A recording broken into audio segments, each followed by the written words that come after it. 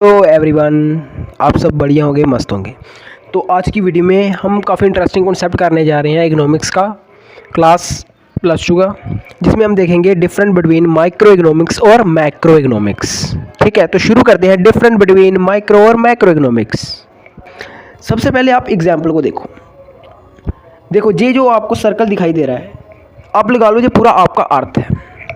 जब हम पूरे अर्थ की इंफॉर्मेशन लेते हैं जिसमें पॉपुलेशन रहती है, हमारी पर कैपिटा इनकम होती है, इन्फ्लेशन होती है, डिफ्लेशन होती है, जो हमारी ग्रोस डोमेस्टिक प्रोडक्ट की वैल्यू को बताती है, उसके साथ साथ हमारी नेशनल इनकम को भी बताती है, वो सारा ही स्टडी को बोलते हैं मैक्रो इकोनॉमिक्स, जिसमें हम बड़े लेवल पे रिसर्च करते हैं, स्टडी करते हैं। मैक्रो का दूसरा नाम ही है लार्ज।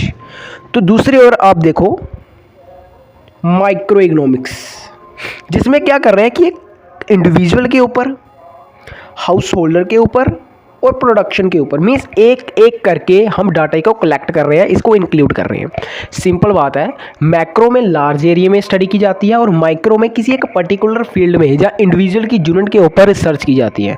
माइक्रो का जो लेवल होता है एज कंपेयर मैक्रो काफ़ी स्मॉल होता है। तो आपको डिफरेंट पता चल गया। अब ये आप सीधे रिटर्न फॉर्म पे आ जाते हैं, जो आपने एग्जाम पॉइंट ऑफ व्यू से लिखना है।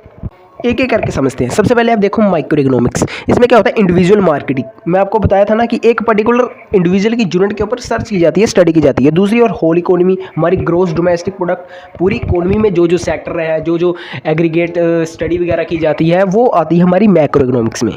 दूसरा पॉइंट देखिए, efforts on price of A goods, कि हम एक गुड्स की ऊपर उसका प्राइस क्या है उसके ऊपर स्टडी करते हैं कि उसके ऊपर इफेक्ट क्या पड़ा है।